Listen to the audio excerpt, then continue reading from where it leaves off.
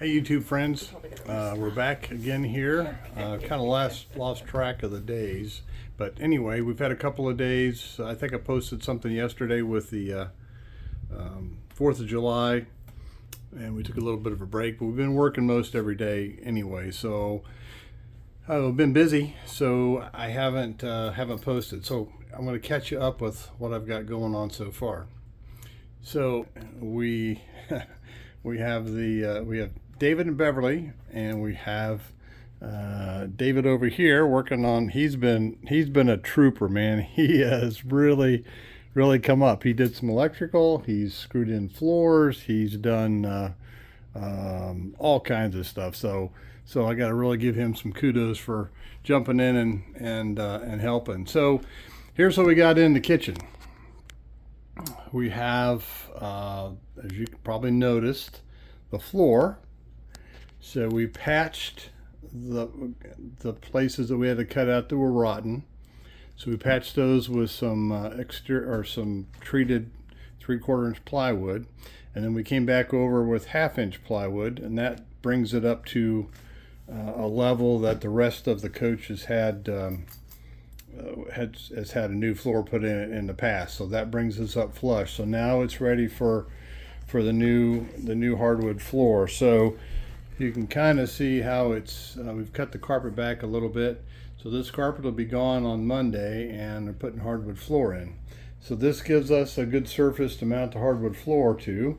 As you can see, we've started our spackling. We've got another couple of skim coats on this wall. And then most of what we've done here in the last few days, well, let's see. The plumber has been here. So we've got our kitchen sink drain and hot and cold water. We've got the toilet in the other bathroom tied in here with hot and cold water for the sink. We've come over and tied in here for our ice maker for a refrigerator. And then we've added in some new circuits. So while I had the plumbers underneath the coach, they were good enough to pull some wires for me. So we got refrigerator circuit, we got microwave circuit, we've got a circuit for coffee makers, microwave, kind of that sort of heavy power consumption things. And then where the old water heater was at, we took that circuit. It was a small 10-gallon water heater, 110, wasn't 220. So we took that and got rid of all of the external things that were coming off that. It was kind of a bit of a nightmare. Wires going everywhere and whatever. So David and I were able to figure out what was really going on and separated out that circuit so that we could bring in an outlet up here for a higher current item, kitchen appliance, one over here, and a dishwasher. So that got us, broke that circuit down to where it's way more manageable. It seems like in the coach there's been, there's lots of breakers back there, but it seems like most of them, 2 or 3 of them run the whole place. So anyway, so we're cleaning a lot of stuff up. So we've updated some junction boxes that were outdated and we had to track down.